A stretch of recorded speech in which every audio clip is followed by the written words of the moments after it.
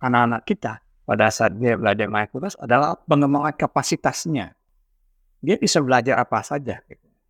Nah, ini salah satu kelebihan dari mindfulness ya. Makanya di kita sangat serius menggarap mindfulness masuk.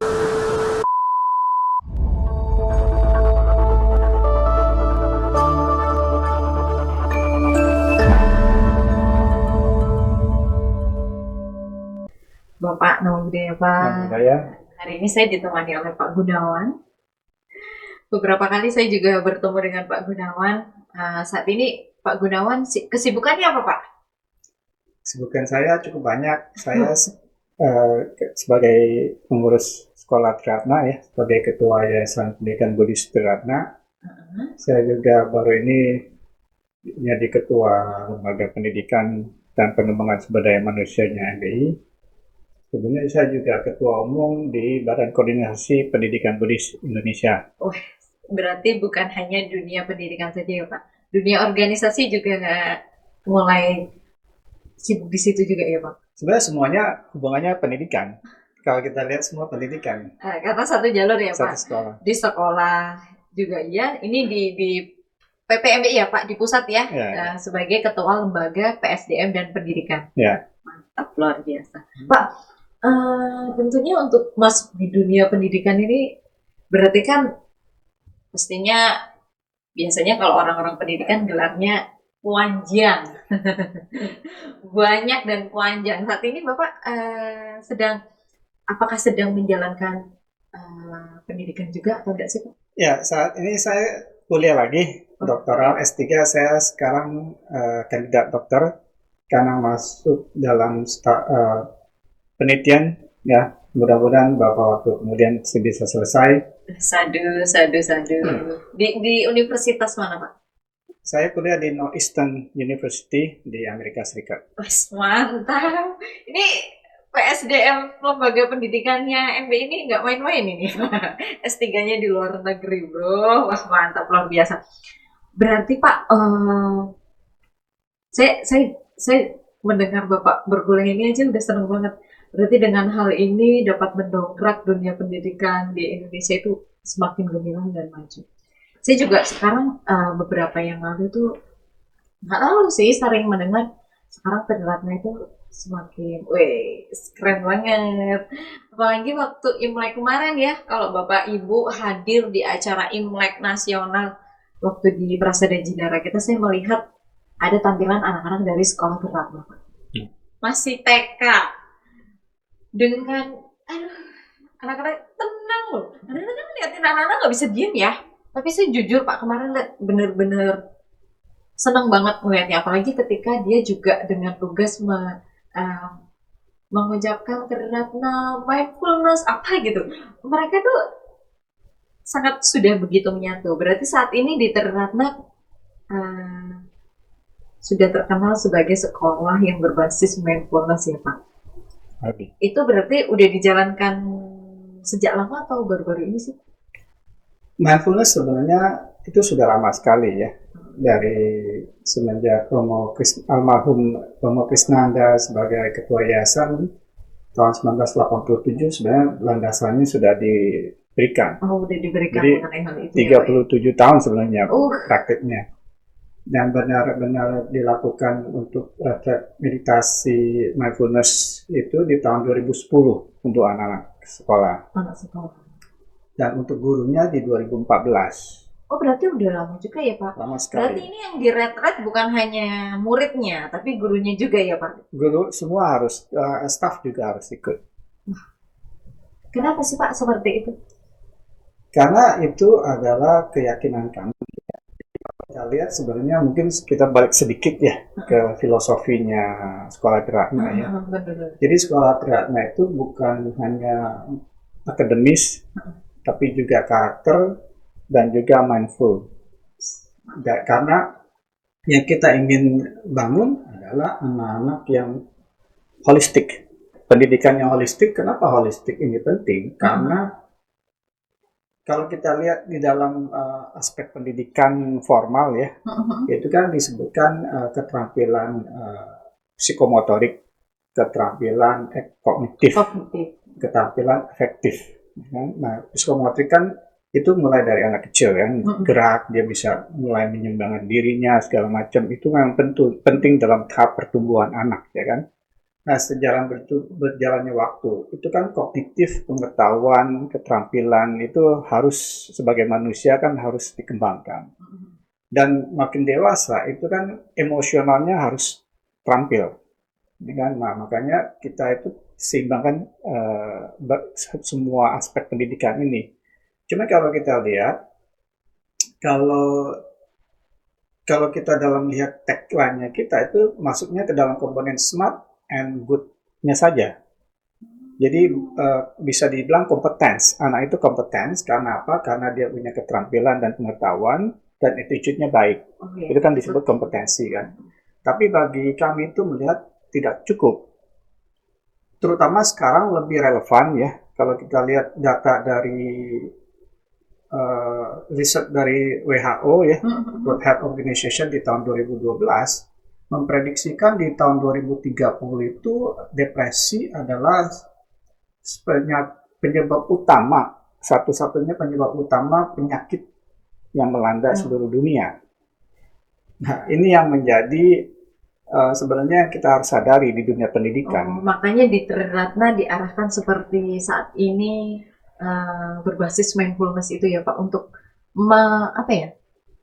mengikis supaya tidak anak-anak mudah stres gitu-gitu juga ya Pak? Iya, itu salah satunya ya. Karena kalau kita lihat ya, karena saya bergerak di bidang pendidikan, kita melihat mindfulness itu sebenarnya ada beberapa teori, ya, beberapa pendekatan ya. Jadi yang disebut mindfulness meditatif, ya kan, ada juga disebut mindfulness sosio-kognitif, ya kan, ada juga yang menggabungkan dua ini. Oh, berarti mindfulness itu bukan hanya tentang meditasi saja ya Pak ya? Ada 3 pendekatan sih. Jadi yang disebut mindfulness meditatif itu anaknya dilatihkan seperti meditasi semata bawana. Memperhatikan napas masuk, napas keluar, dan ketimbul rasa-rasa di dalam diri tanpa judgement kan, tanpa menilai ini baik atau buruk, hanya mengamati. Itu yang disebut mindfulness meditatif kan. Nah, mindfulness sosial kognitif itu adalah mindfulness di mana anak itu dilatih supaya dia bisa terbuka terhadap stimuli dari luar, dari lingkungan sekitarnya, sehingga dia mampu merespon secara fleksibel ke lingkungannya juga.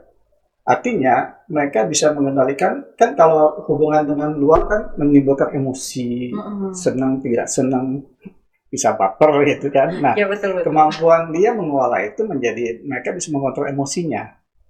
Jadi dua pendekatan ini, kalau digabung itu kan cukup kuat. Ya kan, dia bisa mengamati diri, dan dia juga bisa merespon terhadap dunia luar. Tapi kalau kami lihat itu kurang. Kurangnya apa?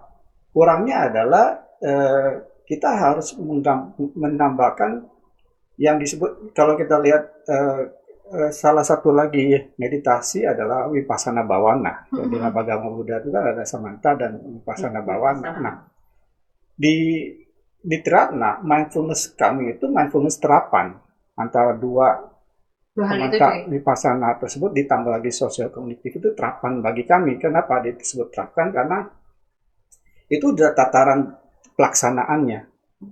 Jadi kita setiap pagi ya sebelum mulai belajar dari TK sampai SMA SMK ya 3 menit sampai 5 menit anak itu duduk memperhatikan napas. Jadi ada guidance meditation dari gurunya kan. Nah, setelah selesai mereka belajar seperti biasa. Kemudian siang hari setelah makan siang sekitar jam 12 itu sampai jam 20 menit anak-anak istirahat total. Oh, jadi memang sudah ada waktunya sendiri begitu ada ya Pak? Ada waktunya sendiri. Itu tiap hari? Tiap hari. Jadi nggak dilakukan bolong-bolong misal kayak kita di wihara pas sekolah minggu aja nggak ya Pak? Nggak, kita harus disiplin di situ. Jadi 20 menit tuh mereka istirahat, tidur. Ada guideline-nya di kayak pakai sound system gitu, ada guideline-nya, jadi anak-anak tuh mendengar sambil tidur, terserah mereka tiduran atau tidur, tapi relax gitu. Nah ini memang satu kesatuan, ya kan? Dan ini yang saya lihat adalah waktu saya kan kerja di China, di sana melihat itu karyawan itu kalau kerja itu bisa sampai malam dan energinya nggak berhenti mereka itu. Oh, ada aja gitu ya. Ya kan? Oh, berarti Bapak juga melihat dari pengalaman juga Pengalaman ya, Pak? langsung. Enggak, oh ini risetnya begini, saya langsung begini. Nggak, Enggak ya? pengalaman langsung.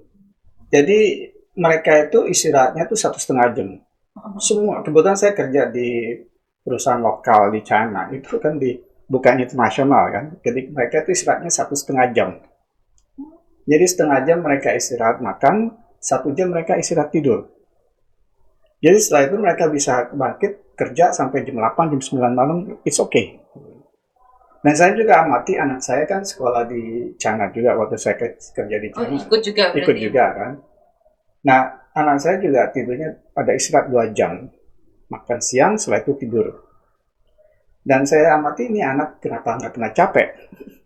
Setelah pulang sekolah itu, kan kalau di sana sekolahnya tuh jam 6 sore, jam 7 sore baru pulang ke rumah. Oh, baru pulang. Mereka masuk sekitar jam 8, bisa pulang jam 8 malam.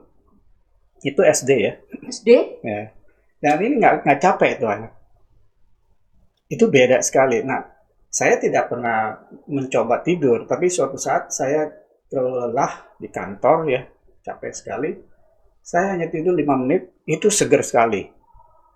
Jadi saya baru sadar, oh kita harus istirahat kalau siang. Makanya setelah saya balik dari China, jadi kami terapkan di 2019 ya, untuk mulai tidur siang, cuma kena COVID ya, jadi mulai bisa benar-benar aktif itu di 2021-2022. Itu diterapkan karena kita melihat manfaat anak tersebut tidur istirahat. Dan itu bagian dari meditasi juga, karena kita berikan guiding speakernya gitu. Oh, jadi itu kayak relaksasi total gitu ya? Relaksasi total, ya. Berarti ada sesi itunya? Ada sesi, ya. Jadi kalau dilihat sosial media ada tidur siang itu bagi kami sudah biasa. Karena di Ternate juga menerapkan hal tersebut begitu. Ya, sudah lama. Oh, saya baru tahu. Oh Pak, kalau untuk di Ternate itu jenjang pendidikannya apa aja Pak? Kita ada dari TK, SD, SMP, SMA, kemudian ada SMK. Oh, ada SMK juga. Nah, banyak dong. Berarti ada ratusan murid dong kalau seperti itu. Murid kita kelasnya kecil ya, jadi hampir 700 murid. Ya, karena memang kapasitas satu, kedua, tapi itu juga satu kelebihan kami ya. Tapi 700 luar biasa loh Pak Budis. Wah. Ya. Tapi itu berarti mindfulness ini juga dijalankan bukan hanya di jenjang yang gede-gede, berarti dari TK juga udah dijalankan begitu juga ya Pak ya? Sudah, dari TK justru awalnya juga. Terus kita juga ada retret ya. Jadi anak-anak retret setahun sekali, guru juga retret setahun sekali. Di sekolah atau beda tempat? Di luar tempat. Wah, ini nih yang enak. Karena kan, aduh udah bosen tiap hari di sini. Tapi itu diadakan di luar tempat juga. Berarti dari sekolah emang sudah satu paket menyediakan hal tersebut ya Pak? Ya betul. Kita sebut holistik ya, pendidikan holistik ya. Ini kapan lagi Ibu? Jadi anak-anak bukan hanya tentang belajar pendidikan saja, tapi secara spiritual, saya rasa itu secara spiritual juga bisa menguatkan sih Pak. Jadi anak-anak bisa terbiasa juga dengan hal itu ya Pak ya? Ya memang titik pentingnya di kami itu adalah itu tadi, bagaimana anak-anak itu punya holistik ya, bukan hanya dari pendidikan akademik, tapi juga anak yang punya karakter baik, tapi juga sadar diri, eling waspodo, kesadaran diri itu kan. Karena ini yang memang kita lihat penting sekali ya, apalagi kondisi sekarang sangat relevan. Kalau kita ini sedikit hubungannya juga dengan kurikulum yang baru ya, kurikulum Merdeka, justru kami melihat pendidikan mindfulness itu menemukan konteksnya yang tepat. Oh, di kurikulum ini? Kurikulum Merdeka itu konteksnya tepat sekali. Kenapa? Karena dalam pendekatan pembelajaran di kurikulum Merdeka itu disebutkan metode pembelajaran bisa dengan pendidikan secara project based learning atau problem based learning atau inquiry yang memang sifatnya pembelajaran secara aktif. Berarti Pak, karena saya juga beberapa kali mendengar beberapa teman-teman yang agak kesulitan ketika kurikulum harus berubah. Jadi kalau untuk Triratna sendiri udah udah bisa menyesuaikan ketika kurikulum itu berubah menjadi kurikulum merdeka, udah bisa menyesuaikan gitu ya Pak. Justru saya sangat gembira karena waktu saya membaca kajian ilmiahnya kenapa kurikulum merdeka itu diluncurkan, justru saya senang sekali karena saya melihat pendidikan mindfulness itu menemukan konteksnya di bidang pendidikan nasional. Kenapa? Karena di dalam pembelajaran project based learning atau active learning itu justru fokusnya pembelajaran itu dari refleksi. Refleksi. Nah, ini yang bentuk sangat kita refleksi itu adalah bagian dari meditasi kita kan. Meditasi betul. Terutama vipassana ya kan. Perenungan apa yang terjadi. Nah, justru saya senang sekali justru kita sekarang mempertajamnya di dalam kurikulum. Kita buat kurikulum jadi karena udah nyambung ya Pak. Nyambung. Jadi kalau kurikulum itu kan sebenarnya pedoman bagaimana kita menjalankan pendidikan pembelajaran di sekolah. Itu yang paling penting di situ. Nah, kurikulum kita itu alignment itu dengan prakteknya, kemudian dengan cara mengajar guru dan juga dengan capaian pembelajarnya gitu. Nah, itu memang satu kesatuan, makanya kami sangat bergembira sekali menyambut diimplementasinya kurikulum merdeka ini. Bahkan kemarin baru diluncurkan kan peraturan menteri yang barunya tentang respect tentang kurikulum merdeka. Ya menurut saya salah satu kelebihan Triratna sangat siap sekali sana. Tapi Pak, ini agak geser dikit. Nah. Karena kan Bapak juga berkecimpung di dunia pendidikan ya. Terkadang ada beberapa umat kita yang enggan menyekolahkan anaknya di sekolah Buddhis gitu. Sebenarnya menurut Bapak sekolah Buddhis itu apakah gimana ya? Saya meracik pertanyaan ini agak ini Pak, agak sensitif ini, takut menyinggung yang lain. Padahal ini sangat begitu penting edukasi untuk umat-umat kita supaya memang perlu kita sekolah di Buddhis gitu. Karena kan orang tua pinginnya ntar lah nunggu anak gede baru kita paksa untuk tetap bertahan di Buddhis gitu. Tapi kadang-kadang kita juga tidak sadar diri ketika anak kita itu bersekolah di tempat lain sehingga membuat mereka tertarik dengan hal yang lain gitu. Bapak, seberapa penting sih kita harus menyekolahkan anak di sekolah Buddhis gitu? Saya menghargai keputusan orang tua ya menyekolahkan dia di sekolah Buddhis atau bukan Buddhis. Menurut saya itu pilihan orang tua karena mereka memastikan bahwa anaknya itu mendapatkan pendidikan terbaik karena pendidikan itu adalah boleh dibilang investasi atau taruhan hidup gitu kan. Kalau bagus anak itu kan berhasil, kalau gagal dia akan bermasalah. Menurut saya kita menghargai pilihan orang tua. Nah, justru yang kita harus lakukan di dunia pendidikan Buddhis adalah memperbaiki diri secepatnya. Ya kan, memperbaiki secepatnya dengan bagaimana ya, itu tugasnya pihak yayasan dan juga pihak sekolah segera memperbaiki diri. Ya, nah ini yang satu hal yang kita harus lakukan bersama ya.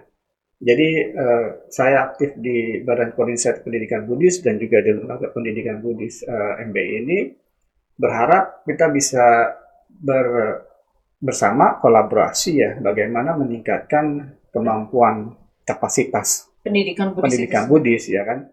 Dan banyak kita studi banding ya sekolah lain datang ke Triratna untuk belajar, kita memberikan semua yang kita bisa sharing mulai dari praktek ke pembelajaran di kelas ya kan, mindfulness-nya di pagi sama siang ya kan, bagaimana guru-guru mengajarkan anak-anak, kemudian juga bagaimana mengelola sekolah, kita juga sharing mereka bagaimana membuat laporan keuangan segala macam. Oh, berarti Triratna juga terbuka untuk sekolah-sekolah Buddhis yang lainnya supaya maju bersama begitu ya Pak? Iya, kita banyak sekali sekolah yang datang ke kami, kita sharing ya. Dan itu dengan harapan bisa encourage mereka ya, memotivasi mereka untuk segera bangkit gitu ya. Dan salah satu hal yang menurut saya penting, justru wihara juga memegang peranan penting di sekolah minggu. Yes. Nah, ini titik tolak kita, bagaimana anak-anak yang belajar di sekolah lain yang bukan sekolah Buddhis ya kan, mengenyam pendidikan yang baik, tapi di suplementasi di sekolah minggu. Nah, itu titik penting kita. Nah, memang di kita ada organisasi yang IPGABI ya kan, ada sekolah-sekolah minggu. Justru ini juga harus segera bisa perbaikan ya kan. Jangan lupa kurikulum Merdeka ini kan mulai diimplementasikan tahun ajaran 2024-2025 kan. Over the time, jadi waktu sedemikian rupa mereka terbiasa dengan belajar active learning, itu akan terbawa pola mereka belajar nanti di sekolah minggu. Nah, kalau sekolah minggu tidak menyesuaikan diri dengan pergerakan perubahan active learning nanti, itu nanti bagi anak juga menjadi satu tantangan. Jadi kita juga sekolah minggu harus bangkit juga dengan metode pembelajarannya berbeda gitu. Berarti bukan hanya tentang sekolahnya saja ya Pak, tapi kita juga yang berperan di wihara-wihara sebagai guru sekolah minggu, sebagai manajemen sekolah minggu yang ada di wihara juga harus ada perbaikan untuk Betul. Setuju juga sih Pak, karena biar bisa sesuai dengan perkembangan zaman. Karena nggak mungkin kita kayak kurikulum aja udah berubah, masa kita walaupun kita non formal ya, kita bukan sekolah minggu kan, bukan sekolah formal, tapi itu iya benar juga sih.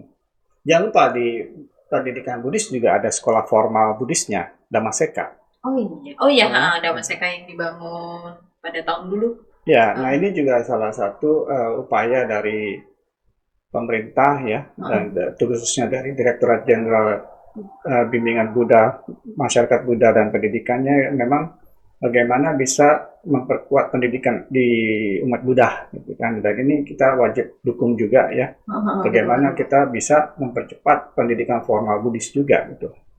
Ya, saya juga kemarin melihat di daerah saya juga Dhammaseka udah mulai buka. Ya. Kayaknya oke. Wah, berarti di sini Bapak juga bukan hanya ngeblank tentang sekolah Tridharma, tapi juga tentang pendidikan formal Dhammaseka, juga pendidikan sekolah minggu juga ya Pak. Berarti ini nanti juga bakalan ada project dong Pak, lembaga pendidikan dengan Sekber, siapa tahu nih, bocoran dulu. Saya rasa semua elemen umat Buddha itu harus bersatu ya. Jadi tidak bisa ini proyek saya, ini saya yang membuat ya. Betul. Justru tugasnya kita sebagai leader itu adalah melancarkan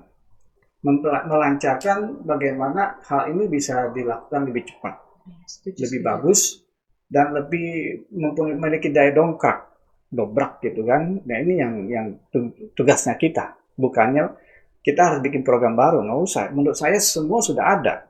Iya sih. Cuman terpisah sepihan sana sepihan sini. Iya, karena merasa udah dikerjain ini sendiri, itu sendiri, akhirnya fokus kita jadi hilang begitu ya Pak ya. Satu, fokus hilang. Dua, karena sumber daya kita terbatas, dengan mengerjakan hal yang sama dilakukan oleh dua orang yang berbeda itu sangat membuang waktu.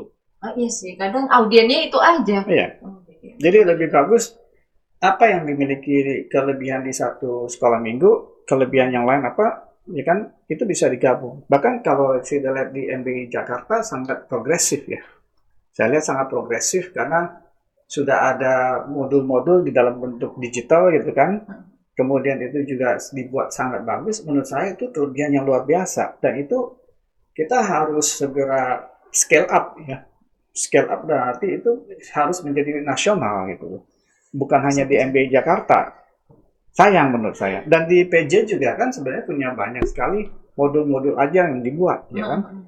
Itu menurut saya bagaimana mensinkronkan dua hal yang hebat ini jadi satu, ya kan? Dan itu disebarkan di seluruh wihara. Kita nggak perlu tuh wihara keluarga budaya Indonesia, Theravada, Mahayana, nggak perlu. Siapapun mau pakai aja. Itu yang kita harus segera, karena waktu kita berjalan terus nih. Betul Pak. Kalau kita cuma ngeributin intern kayaknya waduh capek juga ya. Capek. Kurikulum sudah berubah, cara kerja kita harus berubah. Ya, semakin terbuka untuk memang benar sih dunia pendidikan Buddhis itu harus terbuka, kalau nggak kita repot juga ya. Ini jadi luar biasa ini ngobrol dengan Bapak ini. Karena pemahamannya bukan hanya tentang Tridratna aja. Pak, kan tadi kita sudah ngobrol banyak. Saya mau tanya, karena kan tadi kita membahas tentang pendidikan berbasis mindfulness. Sebenarnya seberapa penting sih mindfulness ini bisa mempengaruhi anak-anak untuk lebih baik lagi? Nah, ini justru sekarang ini konteksnya sangat sangat relevan ya, karena satu itu kita bisa anak-anak tersebut lebih, karena kan dia terbiasa dari kecil ya, dari TK sampai SMA sekolah di Tridratna, dia bisa waspada. Paling gampang dia napas, ya kan? Pada saat dia dia bingung atau marah, tarik napas keluar, napas masuk, itu kan udah menjadi terbiasa buat mereka kan. Jadi dengan terbiasanya tersebut dan terbiasanya dia mengolah emosi, dia akan terhindar dari depresi. Ya kan, tadi saya sudah sebutkan depresi tahun 2030 akan menjadi penyakit utama. Ya kan, nah depresi itu yang terjadi di banyak di sini juga banyak sekali kejadian kan. Kemudian itu satu yang mengenai depresi. Kedua, itu juga akan membantu anak-anak tersebut membentengi diri dari pengaruh gadget, ya, dan juga kompleksitas kehidupan yang kalau dia setelah selesai sekolah kan kerja tuh, itu kan kompleks dunianya kan. Betul, betul. Nah itu dua pengaruh ini kan saling saling menguatkan sehingga mereka itu kadang-kadang sibuknya luar biasa sampai mereka tidak bisa mengatur waktu, ujung-ujungnya apa? Depresi lagi. Iya, betul, betul. Gitu kan? Nah, yang ketiga adalah bagaimana anak-anak tersebut ini bisa mengembang kapasitas dirinya. Nah, itu yang ini bukan hanya sekedar teoretikal ya, tapi dari penelitian ya. Ada satu penelitian, dua penelitian tentang supir taksi dan juga pemain biola, diajarkan pengetahuan yang baru, keterampilan yang baru, dan mereka bisa dengan metode mindfulness ini. Jadi artinya mereka dilatih jadi itu tadi pada saat mereka fokus mindful, kan mindful itu kan sebenarnya perhatian. Fokus pada perhatian. Jadi mindfulness itu akan membuat anak itu perhatian, menjadi perhatian. Pada saat dia perhatian, dia akan aling, sadar diri, aling waspodo gitu, sadar diri gitu ya. Nah pada saat dia sadar diri, itu dia mau seperti apa, dia mudah merubah mereka, dia punya mindset, belajar lebih cepat, kemudian juga dia bisa mengendalikan dirinya gitu kan.